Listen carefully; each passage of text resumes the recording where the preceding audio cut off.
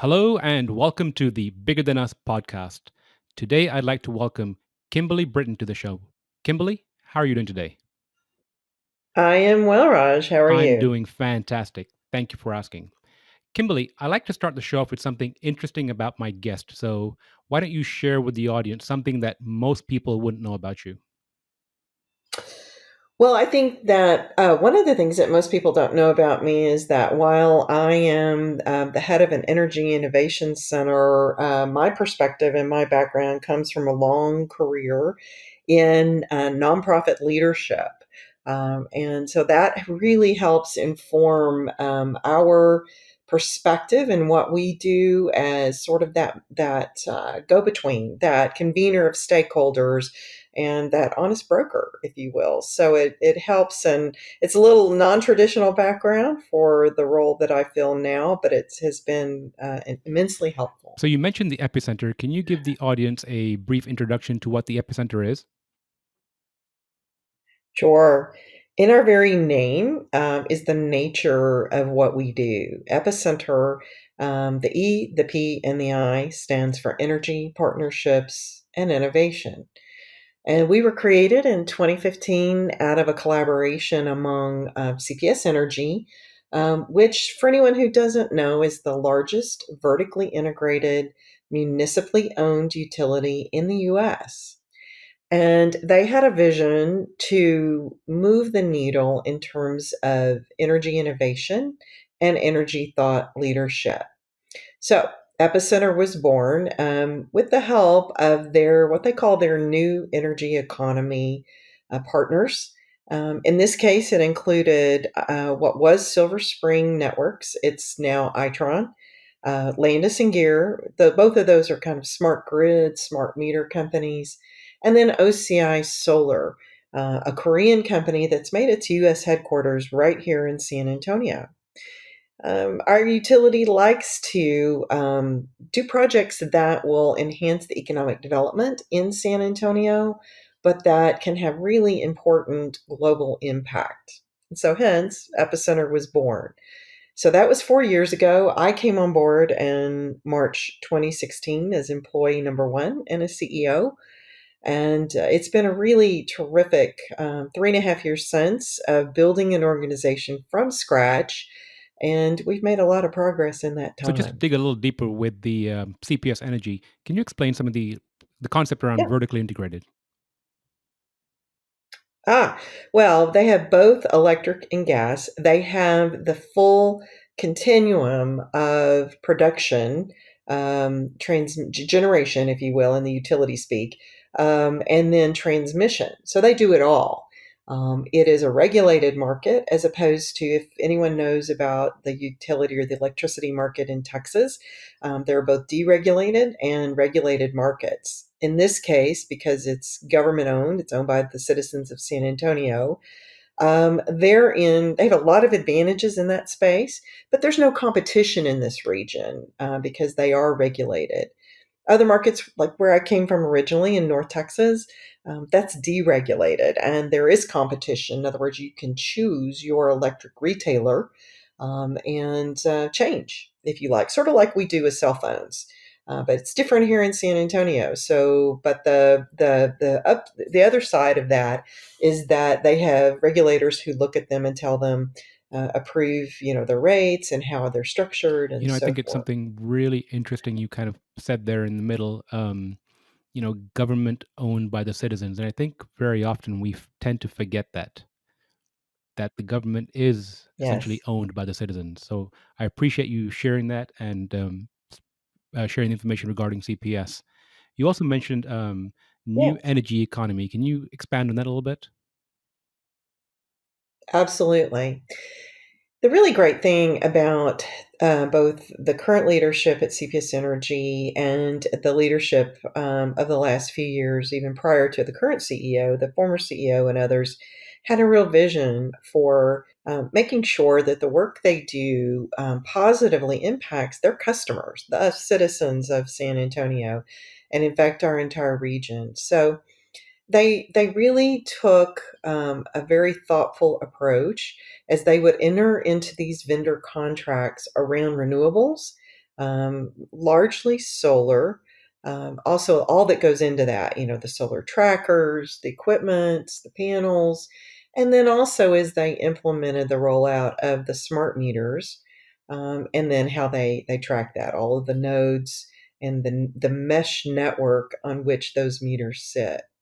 So when they go out to bid, and they still do this today, they realize, particularly with this surge of renewable introduction for their energy mix, that there was an opportunity to, let's say, brand, that's not a bad word, brand this effort.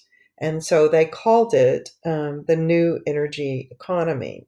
It's not a term wholly unique to CPS, but I think they've leveraged it to really help to describe their work with their partners. And so there's a list. The ones I mentioned are just the ones that helped found EPIcenter, but there are several others. There's Greenstar, who makes LED lighting. There are Mortensen, that works with sort of the infrastructure for solar. There are many others who convene at least once a year, and who participate in several of the works in the community. They offer interns. They had marks to bring jobs to San Antonio, and they've entered in to be community partners above and beyond just the kind of normal vendor-client relationship. And I love that philosophy because it's good not only for the businesses, but part of the investment that a utility is making. Now you think about what has it done for this area and for the economy in which we're living in this region. It's a great way to approach doing So business. I love that term, new energy economy, and I'm going to borrow it from you quite often. Um, it sounds like they've made quite an investment into the community, and I'm guessing that's one of the reasons that you were drawn to Epicenter. But can you give a few other reasons what attracted you to Epicenter?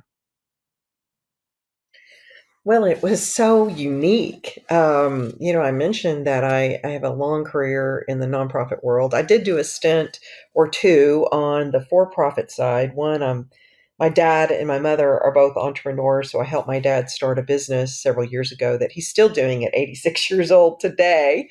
He has a seatbelt cushion that he launched when the seatbelt law went into effect in Texas. And then the other stint that I did was working for Chesapeake Energy as the community relations director up in the Barnett Shale, which is in the North Texas region. And it gave me sort of a traditional energy background, but then beginning to understand the role of renewables. So you talk about when I learned about this role, it was really funny, Raj, because I was working for the San Antonio Museum of Art. That was my first job when I moved to San Antonio 7.5 years ago. And it was interesting because after this long career in healthcare and some in energy, and then I had a sort of a political education career on the nonprofit perspective, to work in the arts was an area in which I had never done professionally. So it helped round out that portion of my career. So I was approached, interestingly enough, by a recruiter out of California who sent me the job description and the description about Epicenter. And I looked at that thing and I thought, oh, this is crazy. Who's going to start an energy innovation center from scratch? And we're going to look at doing big projects and what? But then you're right. I learned that these partners had stepped up and seeded it with some ramp capital that allowed us to get started. The more I dug in, and I shared it with a good friend of mine and with my husband, and my friend was like, this is perfect for you. You need to go for this. And I thought, man, can I do this? We're starting, I've started things before from scratch. I'm part of an entrepreneurial family, but goodness, so I began to explore it. And when I met the team, of leaders, Paula Gold Williams, the CEO of CPS Energy, and her right hands, with Chris Euster, their chief operating officer, who's now my board chair, and Carolyn Shellman, their chief legal officer. I met these folks and started talking to them about their vision and how it originated with even the CEO prior to them.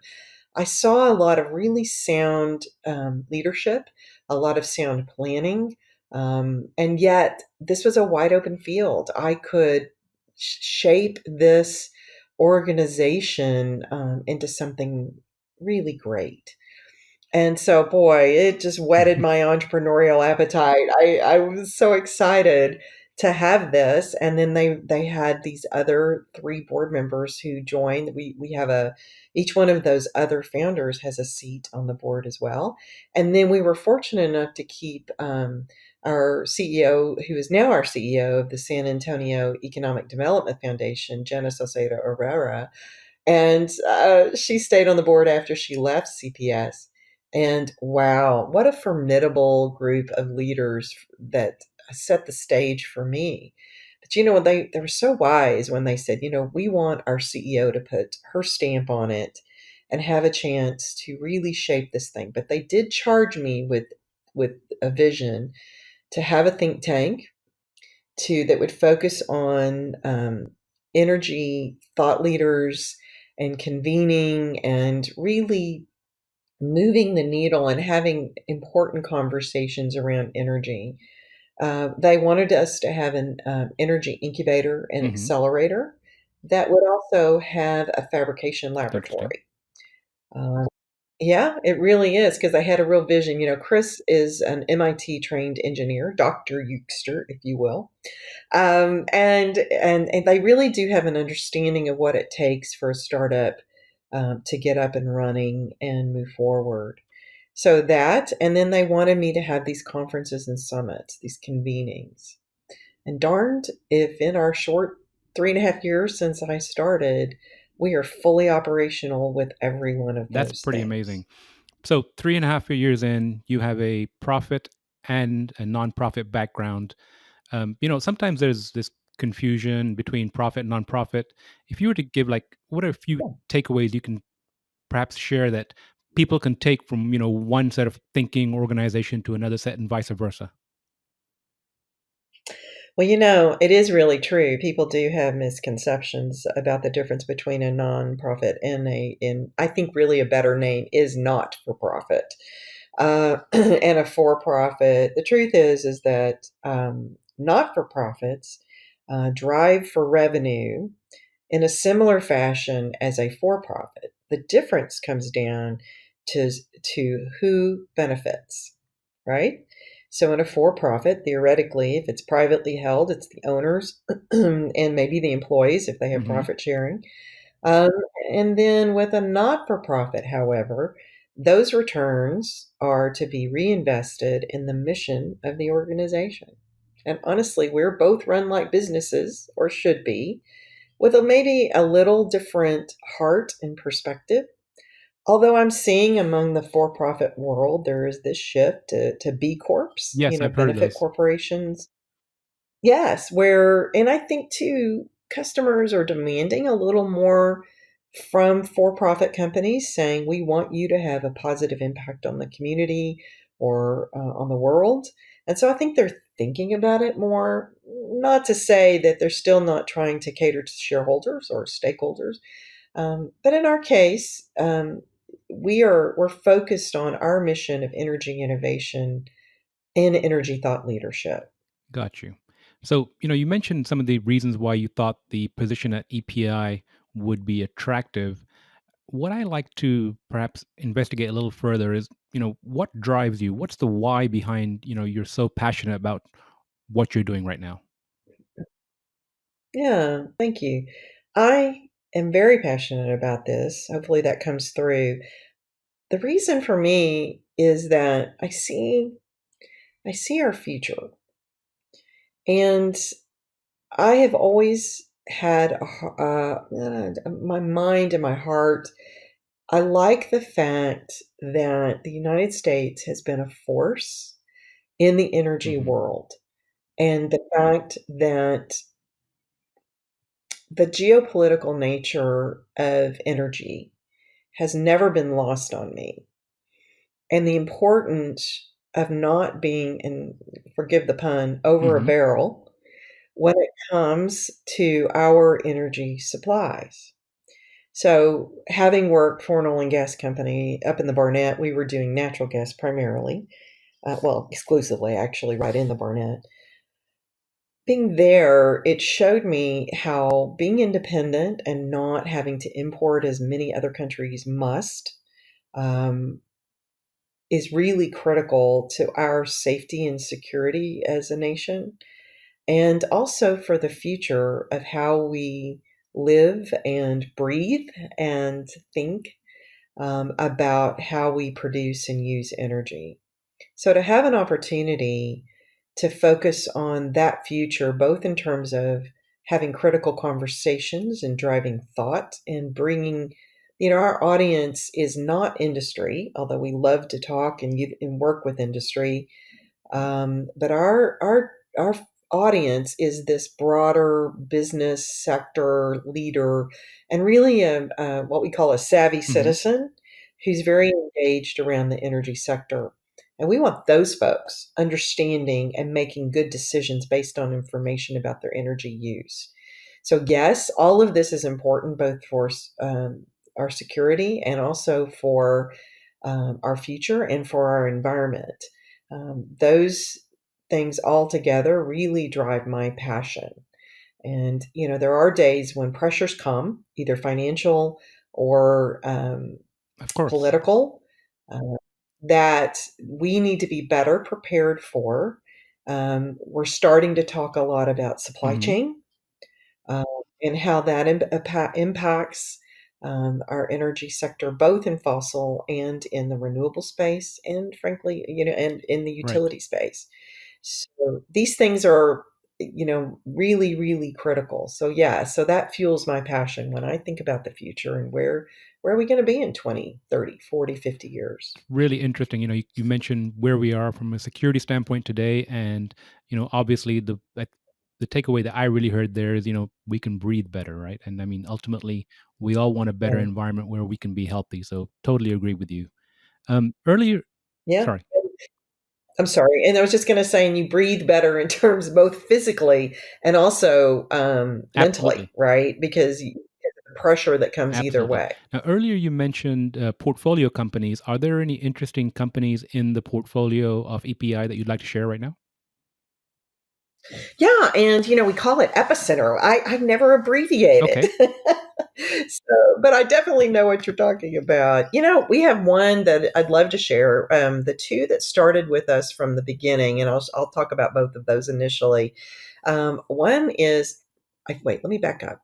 When we started the incubator and accelerator, which we launched in December 2017, so you do the math, we're just a little over a year and a half old in this endeavor. We have 12 startups. We'll probably have 15 by the end of the year, and we're growing quickly, that is as you fast. can Yes. tell. Yeah, it is fast. So, one of the organizations, we'd originally just planned to do early stage companies, and that we would do this pre-incubation, or some people call it ideation stage, and then we would probably add incubation services for those folks who've already made the decision they're going to take the lead. But for more advanced companies, we really hadn't planned to. But then we met the guys from Go Smart Solar, and really their whole focus is to drive the rapid adoption of solar. And so they feel like that the knowledge of citizens or people who might like to do solar is not as mature as Hmm. it could be. And then the price, Got you. right? Because it can be expensive. So they really have tried to demystify the adoption of solar for the average person, and they don't want people to overpay. So they have basically very really cool things in programs that they've implemented, and they even have a tool on their website where you, as the homeowner, can go in and type in your address, and it'll show how much sun and what the benefit might be if you have solar on your roof. So they are, and the program they've just recently launched is called Big Sun. It's done. They have now inked a contract with CPS Energy. for it's a multi-million dollar contract for community solar. And so they're making it possible for anyone to buy a few panels on these carports that they're doing. That's not a new concept, but the way they're approaching it is in the sense that they're trying to make the pricing available to low income clients. That's interesting.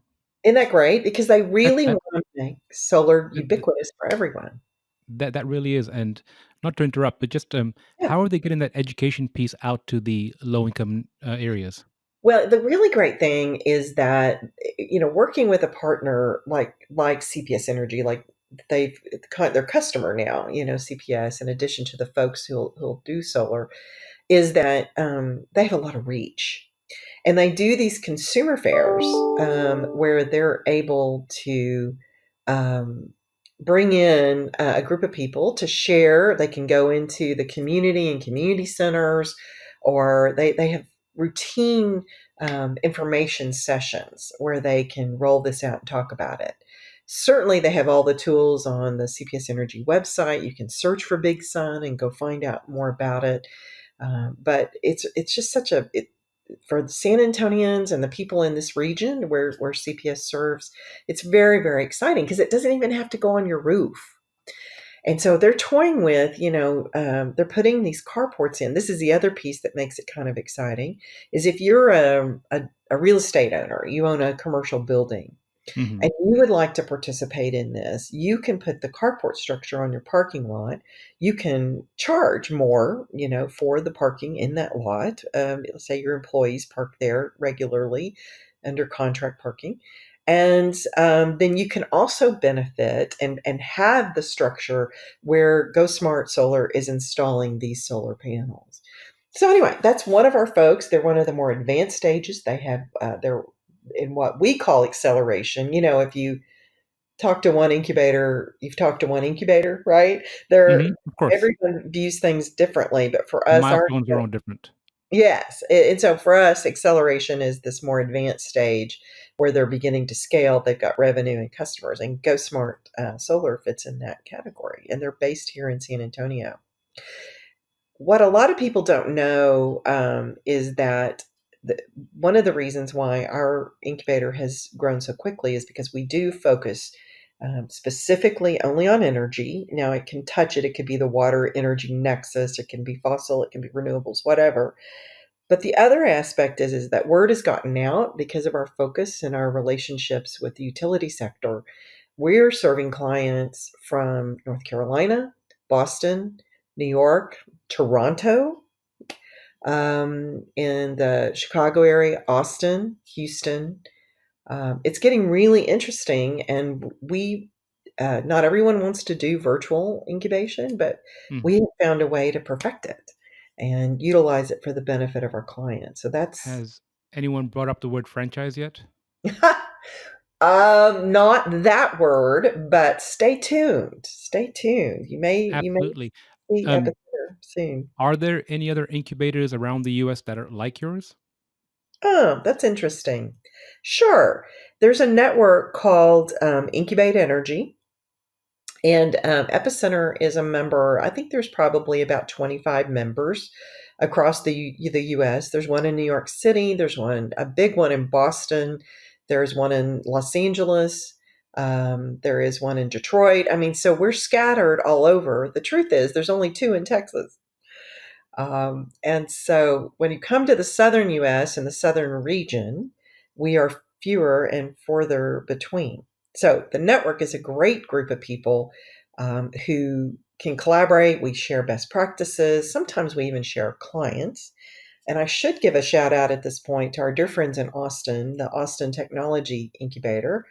um, Mitch Jacobson heads that group. He has been a great friend to me personally since I started this job. The man's been at it for decades, and really they know what they're doing, and they do more than energy. They do water, they do circular economy, easy for me to say.